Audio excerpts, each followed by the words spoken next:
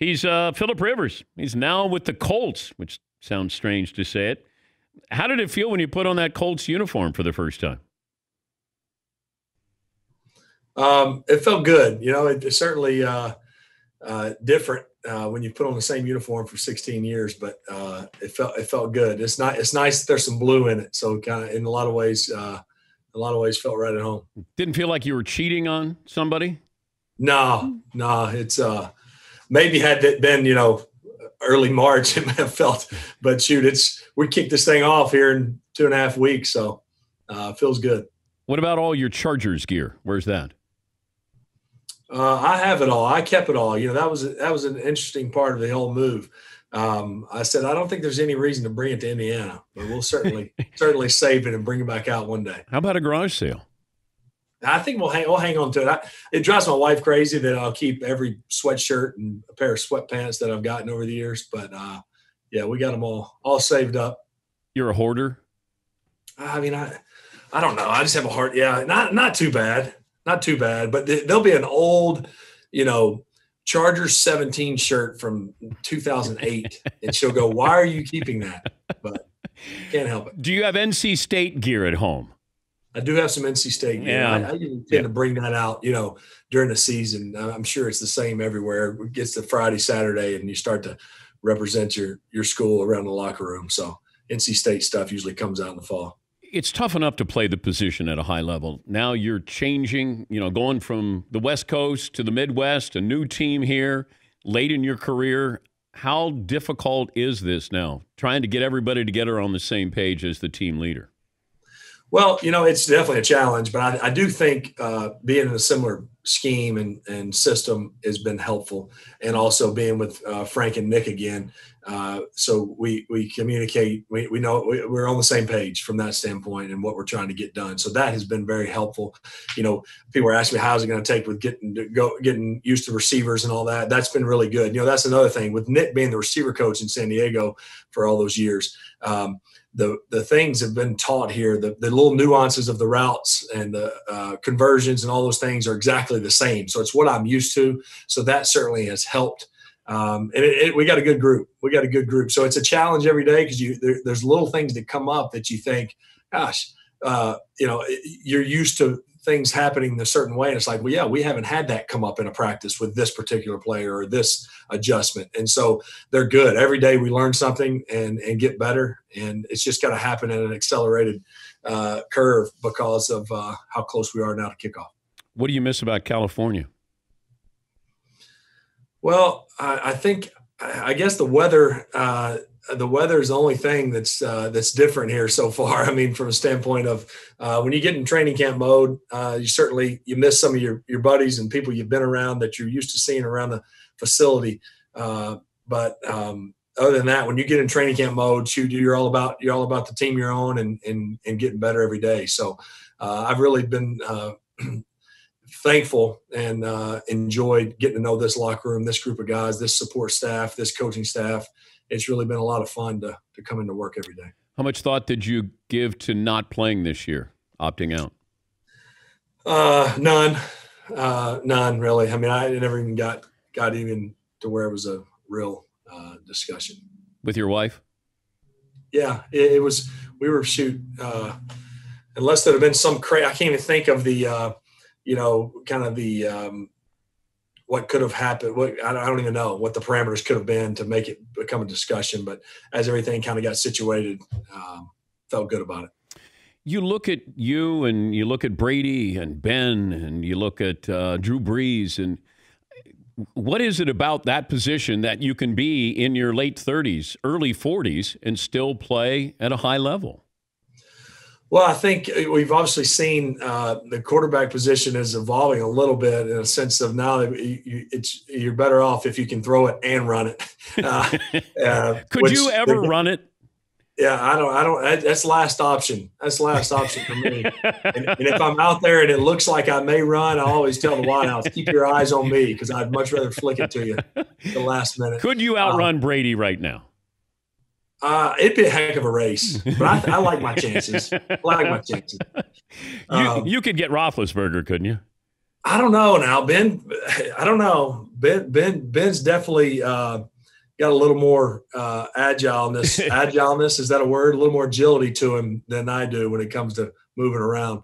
But I think really with our position, and I think that's why you can still do it at this level. Is ultimately, if there's going to be a 3rd and 7, you got to make a play from the pocket. And at the end of the day, I think that's what carries it. You certainly you can get out of things when you can run it and do all those things. But I think that's what have allowed us traditional passers to play at the age we are. And I think too, it's about how quickly you can process it, see it, and get the ball out of your hand, get the ball to the playmaker. So, every system and every team has a little different philosophy. But I think with what we do system wise and the skill players we have, that at 38 or in Brady's case at 42, 43, you can still get it done. He's Phillip Rivers, the Colts quarterback. Still sounds strange to say that. Are your kids all in on you? The Colts, and nobody is sort of still a Charger fan?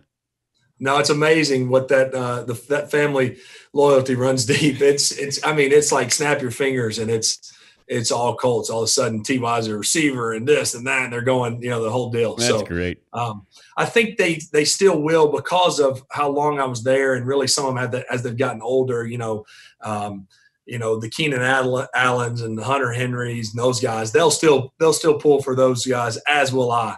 But I think, they quickly adjust. They had more Colts gear than I had right off the bat. I mean, Dad, can I click this? Can I order this? Can I order this? So there was Colts gear early in the spring once the thing got ironed out. We talked to Bosa a couple of weeks ago. He still can't name all your kids. Yeah, I can understand that. I can understand that. Joey being a younger player when he got there, and then the last 3 years in L.A., we were a little bit removed from the whole scene family-wise because we were still down in San Diego. So Joey didn't quite get as much interaction with the family as some of the older veterans. So all the kids are there with you in Indy? We're all here. Yeah, we're all here. Did you drive or did they fly to get out there? No, we flew. So we were down in Florida for, about 6 months before we came. We came up here 1st of June to try to get settled in before training camp, and we did. So it's good. I think being from North Alabama, I know there's like all this competition, demographic-wise, like or location-wise where you are, the South, the Midwest. Everybody's a little biased and territorial, but it does feel a little like the South to us. It feels a lot like North Alabama from a standpoint of, both the weather, the neighborhoods, the people, the everything. So it's been a good transition. We've enjoyed it. Did Alabama recruit you? Nah, not really. I can't say they did. Auburn did. We know that story. But Alabama had Tyler Watts. You'll remember these guys, and Andrew Zhao. You remember those two names? They were both redshirt sophomores when I was coming out, and then Brody Kroll was kind of already in the works. That was a year or two behind me. So they didn't take a quarterback that year. At least that's what I told everybody. They weren't recruiting a quarterback. That's why I wasn't on their radar. Is it because you couldn't grow those Bama bangs? Remember there was a run there where John Parker Wilson, didn't he have the Bama bangs there? Oh yeah. Yeah, you had to be able to do the swoop. You had to be able to swoop it over. Yeah, so I already didn't qualify. The expectations. You're going to a team that is a playoff team. How important was that if you were going to play, you were going to a team that had a chance to win a Super Bowl?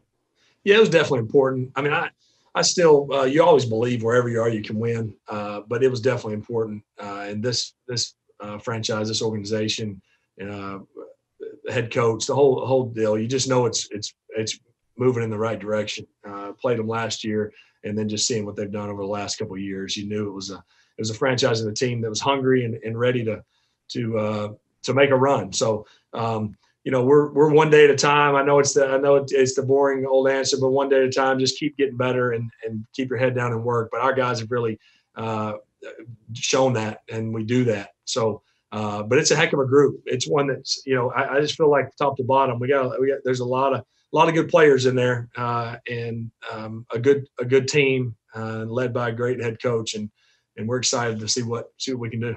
I've never had this conversation with you, but I put your name up for the next TV job. I think you'd be great in TV. I don't know if you've discussed that with your wife. Was there a possibility that maybe you would have done or will do TV instead of playing football?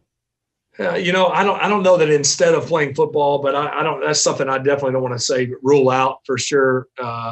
Certainly, humbling to even be in the conversation with those possibilities. But I do want to coach football, that's been public that I'm going to coach high school football in South Alabama when the dust settles. I want to coach my boys and do that. So I don't want to rule out the TV side of it, but I feel like I belong on the sideline in a locker room with those 15 to 18-year-old boys. I feel like that's kind of going to be my second stop when the dust settles here with my playing career. Do you have a child who's similar in age to somebody who's a teammate? Like, what's the how old's your oldest? Yeah, oldest is 18. So there's, I'm sure there's some 21. I'm sure there's probably a few 21-year-olds in there, but I know there's 22. Oh, yeah. my God. That has to be strange. I want to say Jonathan Taylor was born in 98 or 99. And I was a senior, playing my fall season senior year in high school. So now I'm handing it off to him. Michael Pittman Jr., I played with his dad. I played against his dad. I played against his dad in Denver in 2008, I think. And I'm throwing his passes. So I guess you get to that time. I heard some stories with Brady too, as well, with played with. Anyway, so yeah, it's gotten to that point. Good to catch up with you, and have fun this year. Thanks. Enjoyed it.